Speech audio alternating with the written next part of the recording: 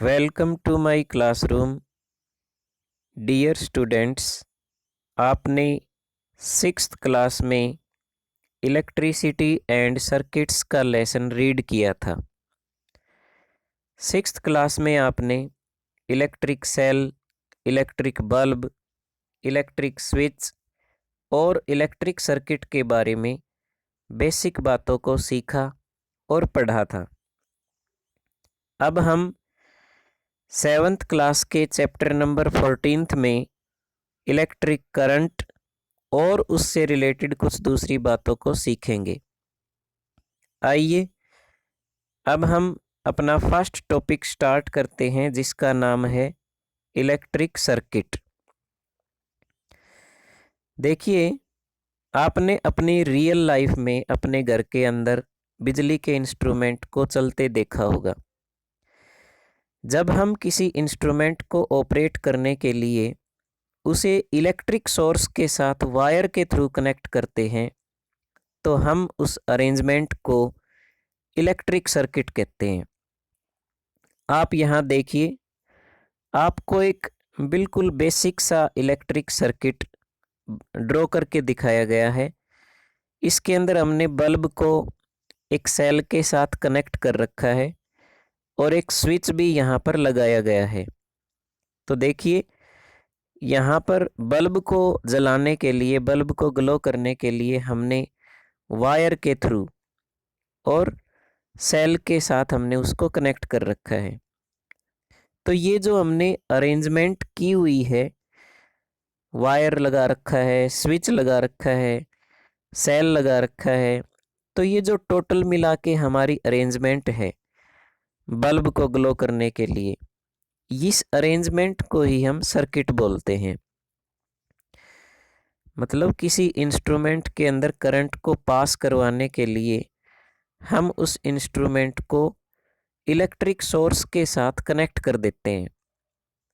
तो वो जो अरेंजमेंट है वो ही इलेक्ट्रिक सर्किट होती है। आप देख सकते हैं कि हमारे घरों के अंदर हम ऐसे ही छोटे छोटे इंस्ट्रूमेंट्स का सर्किट बनाते हैं।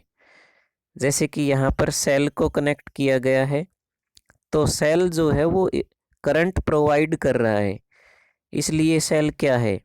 सोर्स, इलेक्ट्रिक सोर्स है ये। इसी तरह बल्ब जो है वो करंट को यूज कर रहा है, तो ये करंट को यूज कर रहा है, इसलिए हम इसको लोड बोलते हैं। तो ये एक बेसिक सा इलेक्ट्रिक सर्किट है। इस तरह के छोटे छोटे सर्किट्स हमने आपको सिक्स्थ क्लास में बताए थे, बनवाए थे। आप यहाँ देख भी सकते हैं कि ये बहुत ही बेसिक सा एक इलेक्ट्रिक सर्किट आपको बना के दिखाया गया है। देखिए, जब हम किसी बुक में या फिर कॉपी में इलेक्ट्रिक सर्किट बनाते हैं तो वहाँ पर हम इंस्ट्रूमेंट्स की पिक्चर नहीं बनाते, बल्कि सर्किट बनाने के लिए कंपोनेंट्स के सिंबल यूज करते हैं।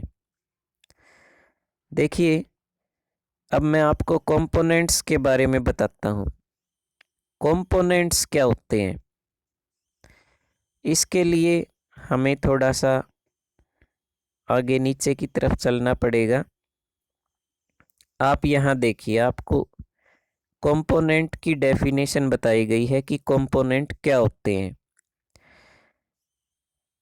The various elements that are used to make an electric circuit are called electric components। देखिए, हम कोई भी सर्किट तैयार करते हैं तो सर्किट के अंदर जो जो चीज़ें यूज की जाती हैं, जो जो पार्ट्स यूज किए जाते हैं, हम उन पार्ट्स को बोलते हैं कंपोनेंट। जैसे कि मैंने अभी अभी आपको एक सर्किट दिखाया, उस सर्किट के अंदर क्या क्या लगा हुआ है? एक सेल लगा हुआ है, वायर लगा हुआ है, बल्ब लगा हुआ है, स्विच लगा हुआ है। तो ये जो पार्ट्स हैं जिनसे हम सर्किट तैयार करते हैं, इन्हीं पार्ट्स को हम कंपोनेंट बोलते हैं। तो देखिए, आप अपने घरों के अंदर भी ये चीज़ें यूज करते हैं, जैसे कि स्विच है, बल्ब है, बैटरी है। तो ये जो चीज़ें हैं जिनसे हम एक सर्किट तैयार करते हैं, इन्हीं चीज़ों को, इन्हीं पार्ट्स को हम कंपोनेंट बोलते हैं।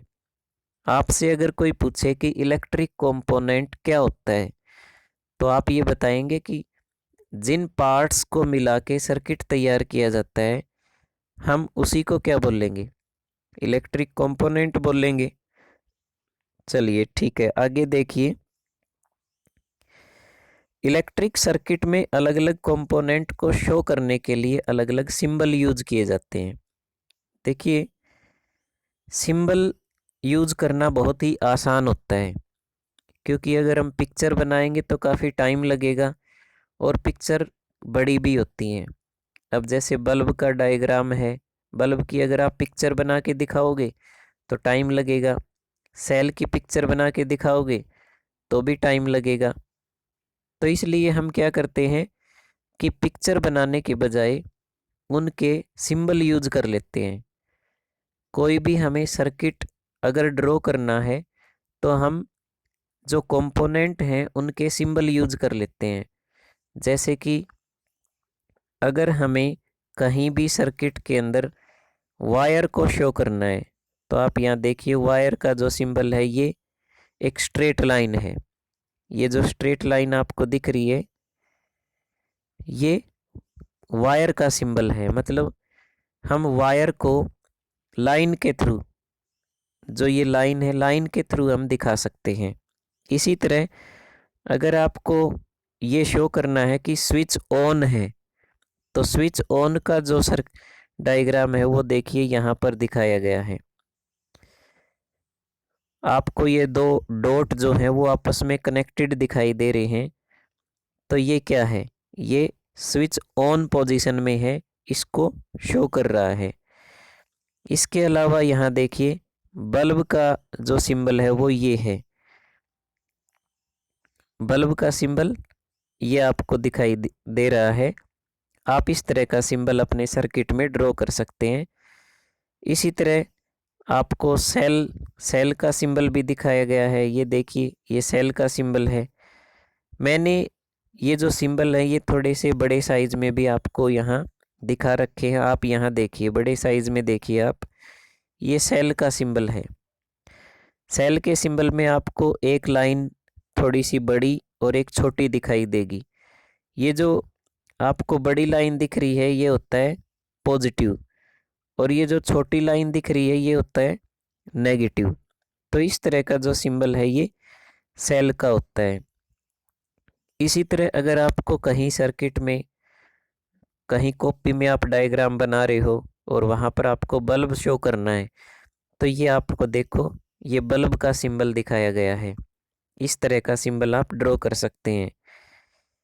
इसी तरह अगर आपको ये दिखाना है कि स्विच को हमने ऑन कर दिया, तो ये आपका स्विच ऑन का सिंबल है।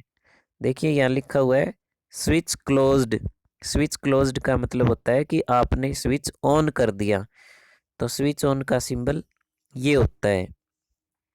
इसी तरह आप देखिए, अगर आप स्विच को ऑफ करना चाहते हो तो आप इस तरह का सिंबल वहाँ पर शो कर सकते हैं, स्विच ओपन।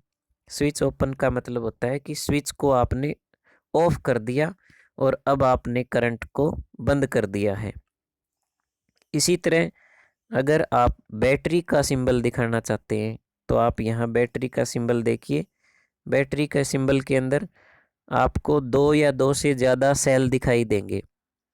तो आप देख सकते हैं यहाँ बैटरी का जो सिंबल है, जो बड़ी लाइन है उसकी तरफ पॉजिटिव दिखाई दे रहा है, छोटी लाइन है वो नेगेटिव शो करती है।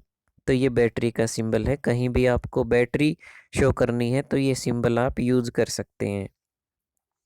इसी तरह ये बैटरी का ही सिंबल दिखाया गया है, तो ऊपर वाला जो सिंबल है वो ज़्यादा बेटर है, तो ये सिंबल आप बैटरी का यूज़ कर सकते हैं। अब वायर का सिंबल जो है, मैंने अभी अभी बताया था आपको कि वायर को हम एक लाइन से शो करते हैं, तो ये लाइन जो है वो वायर को शो करती है। आप कहीं भी लाइन ड्रॉ कर रहे हो तो ये सिंबल ये वायर को शो करेगा। तो देखिए आपने यहाँ पर अलग अलग सिंबल्स के बारे में जानने की कोशिश की। आपने देखा कि अलग अलग सिंबल्स होते हैं इलेक्ट्रिक कंपोनेंट्स के, और ये सर्किट्स और ये जो सिंबल्स हैं ये आप याद रखें, क्योंकि इन सिंबल्स को हम सर्किट बनाने में यूज करेंगे। अब आप देखिए आगे, आपको अभी अभी मैंने बैटरी के बारे में बताया कि बैटरी जो है वो दो या दो से ज़्यादा सेल से मिलके बनती है। तो आप यहाँ देखिए, अगर आपसे पूछा जाए कि बैटरी क्या है, तो आपको एक डेफिनेशन यहाँ पर दिखाई गई है। आप यहाँ देखिए लिखा हुआ है, ए कॉम्बिनेशन ऑफ टू और मोर सेल्स इज कॉल्ड बैटरी।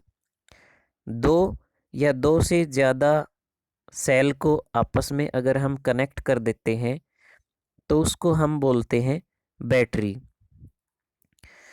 आप देखिए, आपने देखा होगा कि हम अपनी लाइफ में कई ऐसे इंस्ट्रूमेंट्स यूज करते हैं जिसके अंदर हम दो या दो से ज़्यादा सेल डालते हैं, जैसे कि रेडियो है, टीवी का रिमोट है, ट्रांजिस्टर है, इसके अलावा टॉर्च है।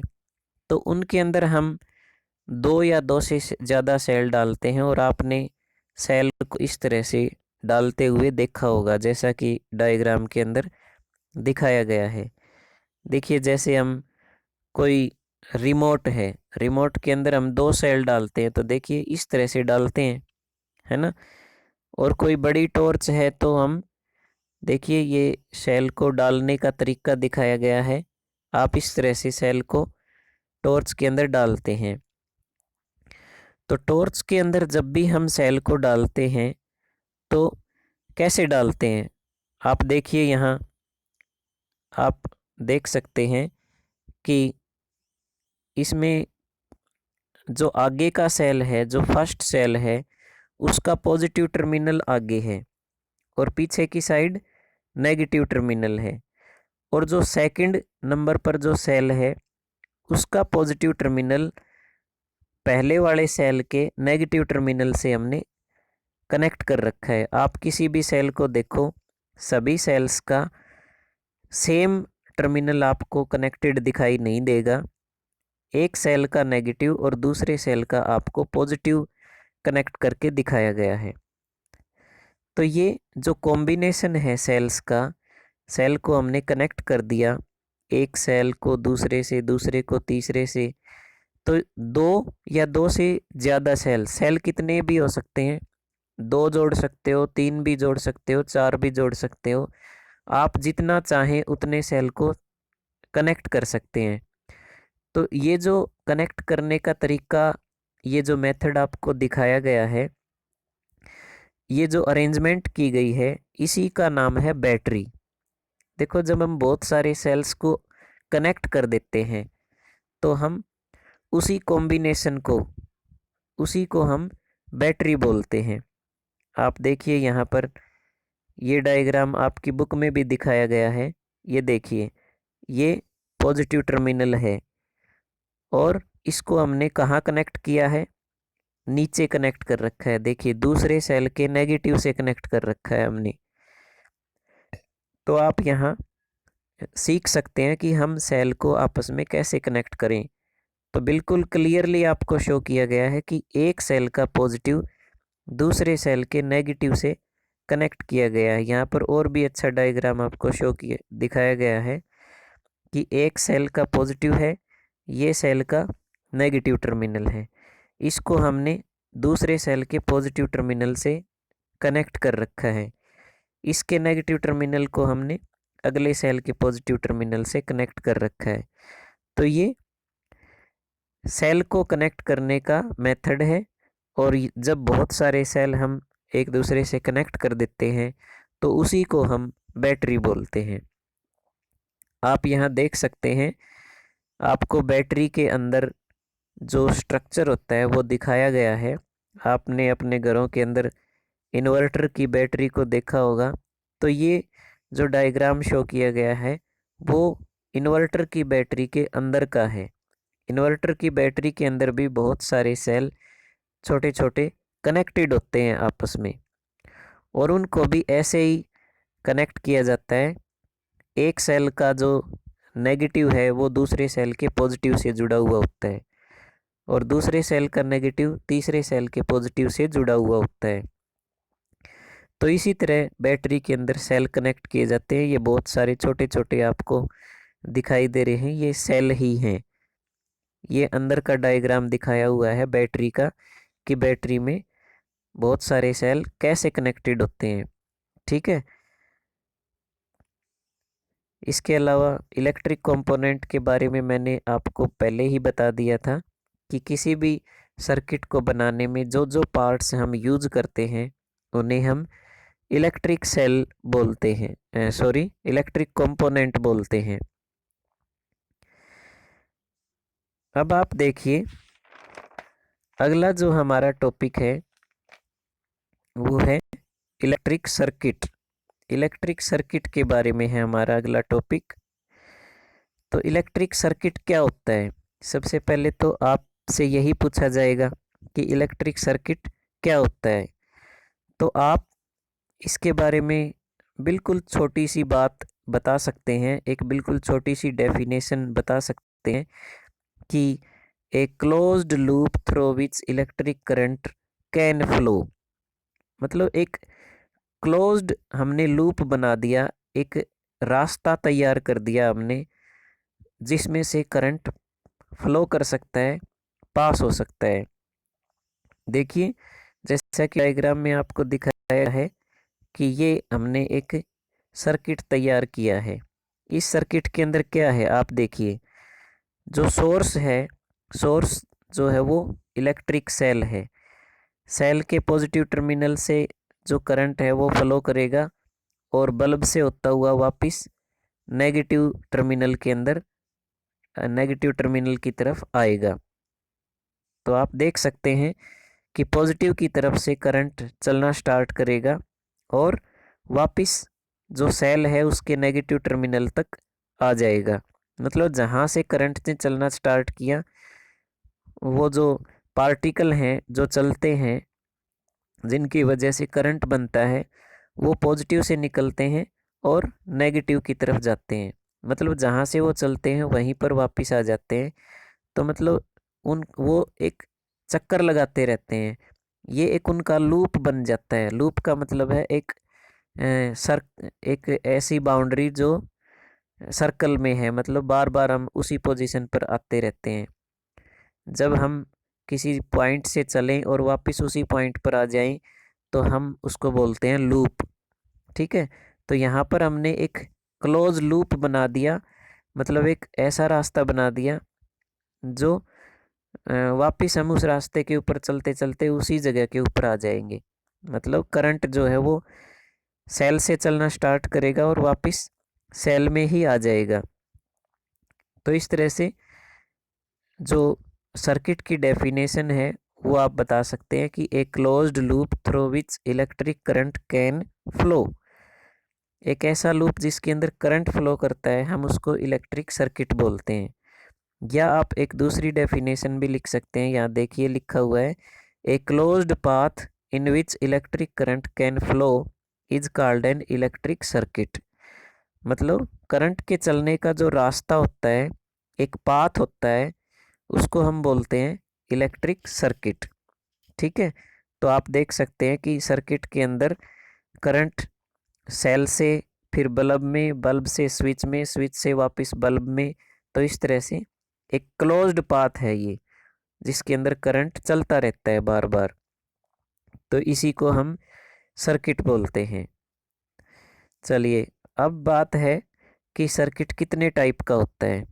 तो सर्किट जो है वो दो तरह का है, टू टाइप्स का है।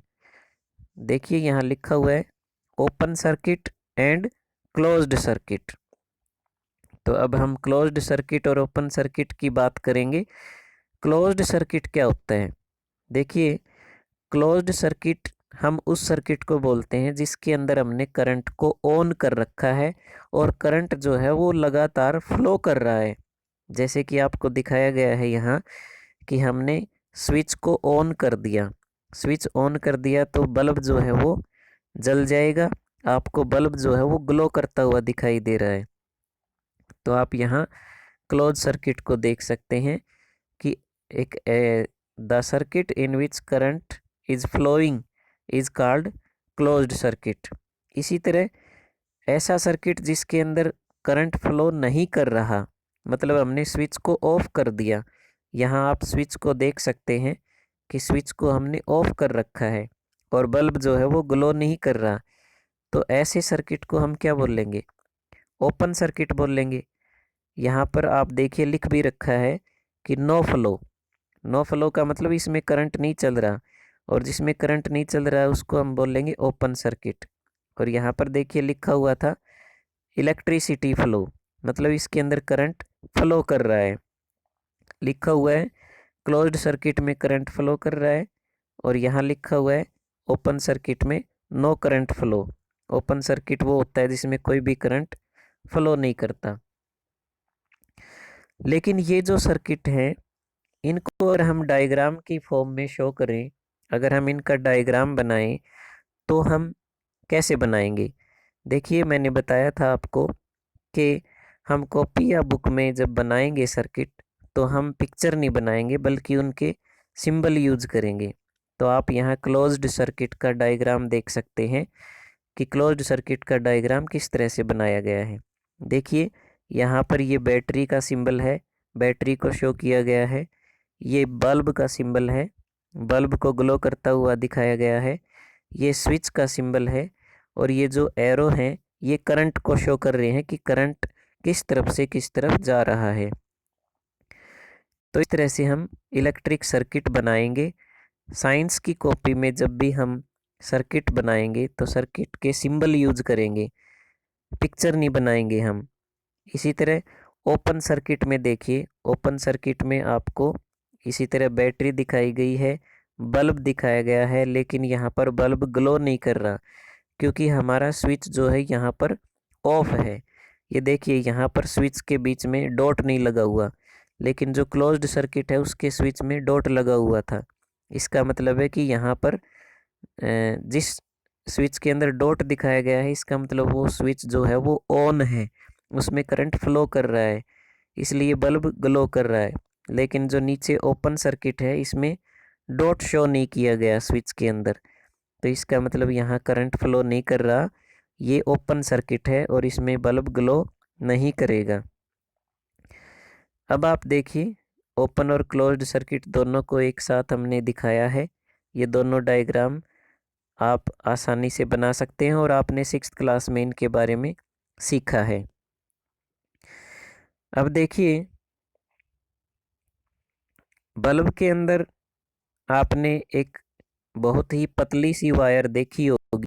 ये देखिए आपको बल्ब दिखाया गया है और इसमें जो रेड कलर की वायर है बिल्कुल बीच में, ये बिल्कुल पतली सी वायर होती है, आपने बल्ब को देखा भी होगा। ये बहुत ही पतला सा एक स्प्रिंग जैसी आकृति का एक वायर होता है। ये देखिए बिल्कुल क्लियरली दिखाया गया है बल्ब के अंदर रेड कलर में।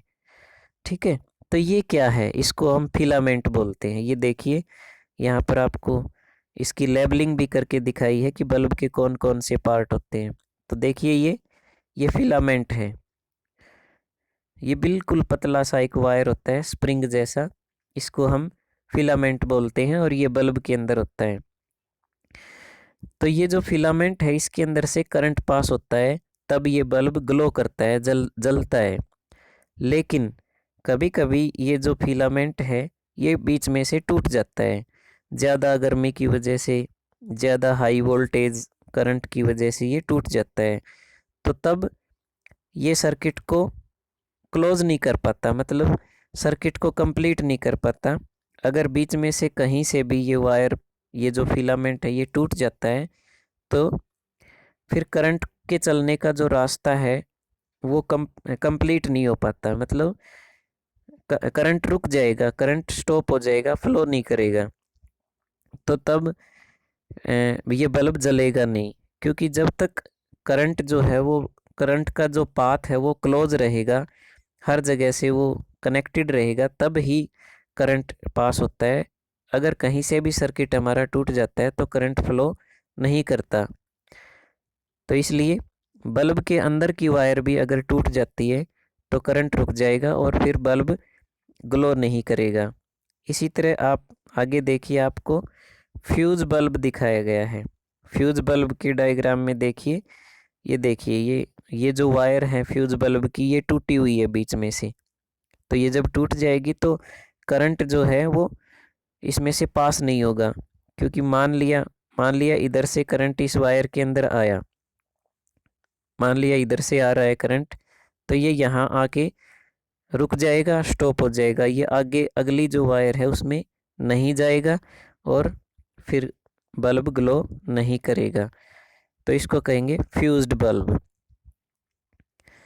हम ऐसे बल्ब को सर्किट से रिमूव कर देते हैं, लेकिन आप सभी बच्चों से रिक्वेस्ट है कि आप कभी भी बल्ब को रिमूव करने का काम तब नहीं करना चाहिए जब करंट चल रहा हो।